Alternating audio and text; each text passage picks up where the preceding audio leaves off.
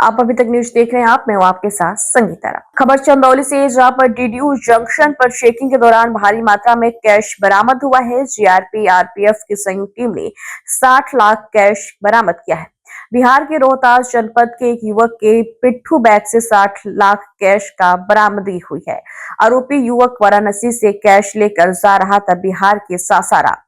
कास के संबंध में आरोपी युक्त सुरक्षा कर्मियों को नहीं दिखा पाया कोई वैध दस्तावेज। आरोपी की पहचान बिहार के रोहतास जिले के डिहरी थाना क्षेत्र निवासी आयुष कुमार के रूप में हुई है। सासाराम में एक शख्स को हैंडओवर करना था नोटों से भरा बैग। आरपीएफ के बरामद नोट और पकड़े गए आरोपी के संबंध में आयकर विभाग को दी सूचना। आज जो है डीडीयू जंक्शन पे आरपीएफ और जीआरपी की संयुक्त चेकिंग के दौरान मेन एफओबी पर एक व्यक्ति को संदिग्ध हालत में बैग के साथ देखा गया, जिसकी चेकिंग करने पे उसमें कैश पाया गया। गिनती और मिलान करने पे कुल 60 लाख कैश इसके पास से पाया गया है। प्राइमरी पूछताछ में इसने बताया है कि यह बनारस से जो है बिहार सासाराम लेकर के जा रहा था, और चूँकि मामला आयकर विभाग से संबंधित पाकर के वाराणसी आयकर विभाग की टीम को सूचित किया गया है। आयकर विभाग की टीम पहुंच चुकी है, अग्रिम पूछताछ उसके द्वारा की जा रही है। क्योंकि बिहार में अभी चुनाव संपन्न हुआ है, प्रक्रिया चल ही रही है, तो और किन किन चीज़ों का ध्यान रखा जा रहा है और किन किन बातों की जांच की जा रही है? सभी मुद्दों को ध्यान में रखते हुए उससे जो भी आवश्यक पूछताछ बन रही है उससे आवश्यक पूछताछ की जा रही है, और जो संबंधित एजेंसी है आयकर विभाग उससे भी अग्रिम पूछताछ कर रही है। उस साथ में क्या बात आई, कहाँ से कहाँ ले जा रहा था, किसको देना था, कुछ जानकारी मिल पाई? प्राइमरी पूछताछ में अभी तक ये मामला आया है कि ये बनारस से जो है ऑटो से डीडीयू आया था और डीडीयू से सासाराम बिहार लेकर के जा रहा था। किस तरह का पैसा है, कोई पेपर इसके पास था? अभी किसी प्रकार का इसके पास कोई कागजात इसके संबंध में वो नहीं दिखा पाया है, उस पर जांच की जा रही है। खबर प्रयागराज से, जहां पर लौह पुरुष सरदार वल्लभ भाई पटेल की 150वीं जयंती के अवसर पर प्रयागराज में बड़ी धूमधाम के साथ लौह पुरुष यात्रा निकाली गई। यह यात्रा शहर उत्तरी विधायक इंजीनियर हर्षवर्धन वाजपेयी के नेतृत्व में प्रयागराज के लक्ष्मी टॉकीज चौराहे से होते हुए सरदार वल्लभ भाई पटेल अनुसंधान केंद्र तक गई। इस यात्रा के अवसर पर पूर्व कैबिनेट मंत्री एवं पूर्व विधायक डॉक्टर नरेंद्र कुमार सिंह गौड़ सहित कई गणमान्य व्यक्ति तथा कार्यकर्ता मौजूद रहे। और ये आज की यात्रा जो है एक ऐसे शख्स के ऊपर है जिनको लौह पुरुष कहा गया है, और आपने भी भारतीय राजनीति में बहुत समय बिताया है।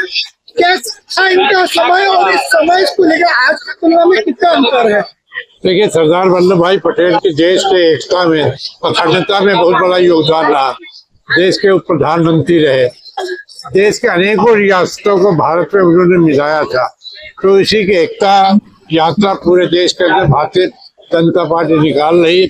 आज सारी उत्तरी विधानसभा क्षेत्र में क्या एकता यात्रा हम लोग निकाल रहे हैं। वास्तव में जाए देश के अंदर कुछ ही ऐसे महापुरुष हुए हैं जिनका बहुत बड़ा कंट्रीब्यूशन देश की स्वतंत्रता में, देश की एकता में रहा है। उसमें लौह पुरुष सरदार वल्लभ भाई पटेल रहे। मेरा सौभाग्य रहा, मैं गुजरात गया था जहाँ पर उनके भव्य इतनी विशाल प्रतिमा बनी है, वहाँ पर मुझे देखने का अवसर मिला। मैं आज के अवसर पर ऐसे महापुरुष को नमन करता हूँ, उनको श्रद्धांजलि देता हूँ। वास्तव में देखा जाए वो हम सबके लिए आदर्श है, उनकी पंचों पर चलने का संकल्प लेते हैं।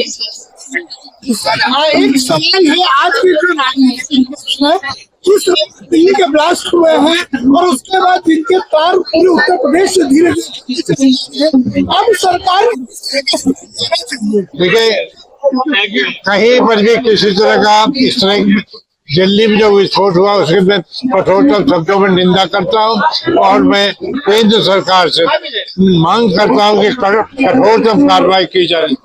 इस तरह की कार्रवाई के किसी तरह की बचाना नहीं चाहिए। हमें विश्वास है नरेंद्र मोदी देश के प्रधानमंत्री कठोरतम कार्रवाई करेंगे, तो देश की जनता उनसे अपेक्षा कर रही है।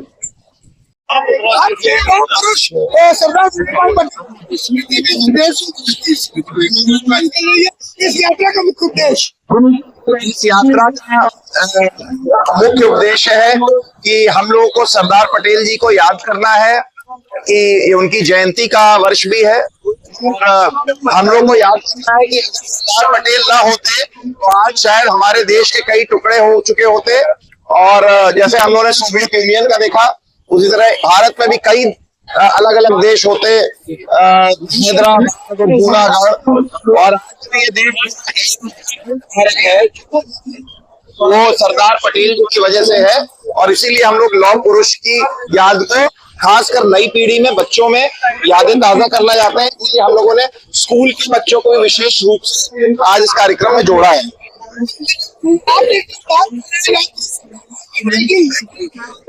दिल्ली की घटना हुई, ये एक तरीके से देश की अखंडता किसी तरीके से तोड़ने की व्यवस्था की गई थी, इस पर क्या कहेंगे? देखिए, कोई भी टूटता है जब उसका नेतृत्व कमजोर होता है।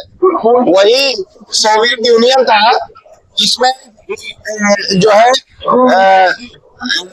3 लोग मारे गए, लेकिन बन गया था दूसरे विश्व युद्ध में, और 15,000 सैनिक मारे गए अफगानिस्तान में, तो 15 हिस्से में टूट गया। क्यों? तब नेतृत्व मजबूत था, बाद में कमजोर था। उसी तरीके हमारा देश नरेंद्र मोदी जी के हाथ में है, मजबूत हाथ में है। हमारे देश का कोई भी बाल नहीं बिगाड़ सकता। खबर सोनभद्र से, जहां पर दुधी में लैंड जिहाद का मामला सामने आने से मची सनसनी। धर्म विशेष के लोगों द्वारा धर्म परिवर्तन का दबाव देकर शादी के लिए मजबूर करने का लगा है आरोप। गरीब अनुसूचित जनजाति परिवार को जमीन और मकान देने का प्रलोभन देकर धर्म परिवर्तन करने का दबाव। पीड़िता ने कहा, थाने में शिकायत के बावजूद आरोपी खुलेआम घूम रहे हैं और मुझे व मेरे परिवार को धमकी दे रहे हैं। कॉलेज जाते वक्त पीछा और छेड़खानी का भी पीड़िता ने लगाया गंभीर आरोप। न्याय की उम्मीद में बुधवार को पीड़िता पहुंचे पुलिस अधीक्षक दरबार, पूरी घटना की जानकारी दी। पीड़िता ने सनसनीखेज खुलासा करते हुए कहा है कि जमीन खरीदकर बाहरी लोगों को बसाने में जुटा है लैंड जिहाद गिरोह। मामले को लेकर एडिशनल एसपी त्रिभुवन नाथ त्रिपाठी ने बताया है कि एफआईआर लिखी जा चुकी है, विवेचना जारी है। दुधी थाना क्षेत्र में धर्म परिवर्तन और लैंड जिहाद से जुड़ा सनसनीखेज मामला सामने आया है। दुधी से आई हूँ, सोनभद्र, ग्राम बघाड़ू, थाना दुधी, सोनभद्र, उत्तर प्रदेश। और मैं बहादुर अली का मैटर लेके आई हूँ, इसलिए मैं मुख्यमंत्री यहाँ मिलने आई हूँ। हम लोग 4 बहन हैं, एक भाई है, और मुस्लिम लोग दबाव दे रहे हैं कि हमसे शादी करो, ऐसे बोल रहे हैं। बहादुर अली जो है हम लोग का जमीन कब्जा कर रहा है और 3 मुस्लिम का घर बनवा लिया है, और हम लोग के परेशान कर रहा है। बोल रहा है कि यहाँ से चले जाओ, घर गिरा लेके कबार के अबकारी लोग भी आ रहे हैं तो घर पे घुस जा रहे हैं। बहादुर अली 2 पत्नी रखा है, उसी के नाम से रजिस्ट्री कराता है, और दूसरे देश से मियाँ लाके बसा रहा है। और इसका कहाँ से संपत्ति आ रहा है कि ये इतना जमीन खरीद रहा है, क्योंकि इसका जांच होना चाहिए। हम लोग 4 बहन हैं और हम लोग के भी बोल रहा है कि मुस्लिम से शादी कर लो तू लोग। हम अनुसूचित जनजाति हैं, और बहादुर अली जबरदस्ती शादी करवाना चाह रहा है अपने लड़के लोग से कि आओ हम तुम लोग से शादी करवाएंगे और धर्म परिवर्तन करेंगे। जो हम नहीं चाहते वही करवाना वो चाह रहा है। पीलीभीत जनपद के ड्रमंड इंटर कॉलेज में मुख्यमंत्री सामूहिक योजना के अंतर्गत समाज कल्याण विभाग के द्वारा आयोजित कार्यक्रम में 528 वर वधुओं का विवाह संपन्न हुआ है। मुख्यमंत्री सामूहिक विवाह योजना के कार्यक्रम में पीलीभीत जिलाधिकारी ज्ञानेंद्र सिंह और महामंडलेश्वर एवं बखेड़ा विधायक जयरथ उर्फ स्वामी प्रवक्तानंद के द्वारा सभी वर वधुओं को आशीर्वाद देकर दाम्पत्य जीवन खुशहाल रहने के लिए शुभकामनाएं दी गई है। शासन के द्वारा प्रत्येक के जोड़ों को 9 दंपति जोड़ों को प्रशासन के द्वारा बेड, तकिया, सूटकेस, कुकर, पंखा आदि उपहार दिए गए हैं। 528 बरखेड़ा विधानसभा का आज आयोजन किया जा रहा है, जिसमें 528 शादियां हो रही हैं और बड़ी धूमधाम से इस शादी का आयोजन किया जा रहा है। और मैं सभी वर वधू को अपना आशीर्वाद देता हूं, और माननीय मुख्यमंत्री जी की ये सामूहिक विवाह योजना की जो पहल है वो वास्तव में जो समाज के कमजोर वर्ग हैं उनको इसका लाभ पहुंचा है। और हम लोग इस बार एक नई परंपरा विकसित कर रहे हैं कि पर्यावरण का भी संदेश दें। एक वर वधू को एक पौधा हम लोग अपनी तरफ से दे रहे हैं, जिला प्रशासन की तरफ से। वो पौधा वो जाकर के अपने घर में लगाएंगे और एक पर्यावरण का संदेश इससे जाएगा कि वर वधू को एक पौधा दिया गया। बाकी और बहुत सारे सामान, टोटल 1 लाख रुपए का योजना है ये, उसमें 60,000 कन्या के नाम इसमें जमा होते हैं। इसके अलावा पूरा सामान है, 2 गद्दे हैं, और इसके अलावा बर्तन का सेट है, और इसके अलावा कढ़ाई है, और इसमें और भी तमाम सारे सामान हैं इसमें। उसमें गद्दे और इसके अलावा कंबल है और पूरा करीब 52 बर्तन का सेट है। तो पूरे सामान की लिस्ट अभी हम लोगों ने अनाउंस कर दी है, जिससे लोगों को जानकारी रहे कि ये सामान है। खाने पीने की भी पूरी व्यवस्था है और मंत्रोच्चारण से पूरी शादियों का प्रोग्राम हो रहा है। तो मैं पुनः बधाई देता हूं सभी वर वधू को और ये आशा करता हूं कि समाज के जो भी कमजोर वर्ग हैं वो फिर अपने इस योजना का लाभ लें और फॉर्म भरें, जिससे उनको इस योजना का लाभ मिल सके। उत्तर प्रदेश की राजधानी लखनऊ के अमीनाबाद में बेदाज इंस्पेक्टर ने जड़ा व्यापारी को थप्पड़। बेदाज इंस्पेक्टर ने दिखाई वर्दी की धमक और जड़ दिया व्यापारी को थप्पड़। राजधानी के व्यस्तम बाजार का थप्पड़बाज इंस्पेक्टर। शादी विवाह के मौसम में रहती अमीनाबाद बाजार में भारी भीड़। उसी बाजार में इंस्पेक्टर साहब ने दिखाई वर्दी की धमक।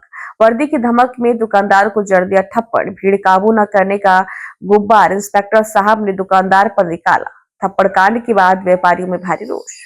खबर प्रतापगढ़ से, जहां पर ग्राम खूसी ब्लॉक मानदाता की पावन भूमि पर श्री भागवत कथा एवं जन जागरण महोत्सव के द्वितीय दिवस का आरंभ अद्भुत ऊर्जा और उल्लास के साथ हुआ। स्तुति चैरिटेबल सोसाइटी द्वारा आयोजित इस महोत्सव में समाज सेविका डॉक्टर निरुपमा सिंह के नेतृत्व में भक्ति के साथ सेवा और विज्ञान का सुंदर समन्वय देखने को मिला। इस भव्य आयोजन के दूसरे दिन यानी बुधवार को उत्तर प्रदेश सरकार के राज्य मंत्री दिनेश प्रताप सिंह एवं इलाहाबाद उच्च न्यायालय के न्यायमूर्ति श्री प्रकाश सिंह ने बतौर मुख्य अतिथि शिरकत की। दोनों गणमान्य अतिथियों ने डॉक्टर निरुपमा सिंह के सेवा भाव, सामाजिक चेतना और आयोजन की सार्थकता की सराहना करते हुए कहा है कि ऐसे आयोजनों से समाज में न केवल आध्यात्मिक जागृति आती है बल्कि सेवा, शिक्षा और स्वावलंबन की भावना भी मजबूत होती है। पहले तो मुझे गर्व है कि रायबरेली में पली बढ़ी जन्मी एक बेटी ने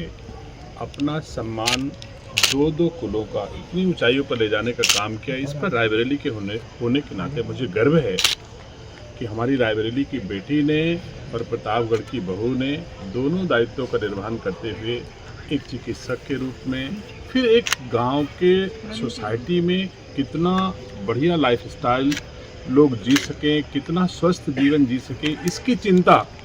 खाने को तो इनके पास खुशहाली है, खुद चिकित्सक हैं, परिवार भी समृद्ध है, कोई आवश्यकता ऐसी नहीं है, लेकिन समाज के लिए जीना और समाज के लिए कुछ करने के भाव होना, ये निसंदेह एक अच्छे मनुष्य के गुण होते हैं, एक अच्छे भारत के नागरिक के गुण होते हैं। साथ ही भारतीय संस्कार संस्कृति को ऊंचाइयों पर ले जाने का काम जो स्तुति चैरिटेबल सोसाइटी के माध्यम से हमारी पूनम जी कर रही हैं, मुझे गर्व है इस पर कि देश के प्रधानमंत्री, उत्तर प्रदेश के मुख्यमंत्री के साथ साथ समाज के ऐसे लोग भी भारतीय संस्कार संस्कृति के संवर्धन के लिए काम कर रहे हैं। आज इतना बड़ा पंडाल जो जर्मन हैंगर शायद प्रतापगढ़ में कोई लोकसभा उपसभा के चुनाव में लोग लगाते होंगे, बहुत कम लोग ऐसे लगाते होंगे। आज भारतीय संस्कार संस्कृति के संवर्धन में इस तरह का पंडाल एक गांव में लगे, इस तरह की व्यवस्था एक गांव में हो, यह दर्शाता है कि हमारे भीतर क्षमता है, योग्यता है, कुछ करने का अगर ठान लिया जाए तो कुछ भी किया जा सकता है।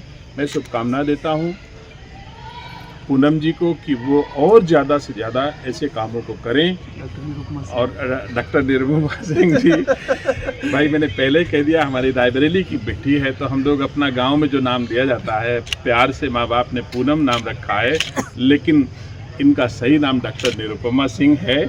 मैं गर्व महसूस करता हूं और निरुपमा जी के पिताजी हमारे अभिभावक हैं, हमारे संरक्षक हैं और उनकी ताकत, उनकी शक्ति मुझे उनकी संतानों में दिखाई पड़ती है, इस पर भी मुझे गर्व है। फिलहाल आज की खबरों में इतना ही। जल्दी हाजिर होंगे कुछ और बड़ी खबरों के साथ, तब तक के लिए दीजिए इजाजत। नमस्कार।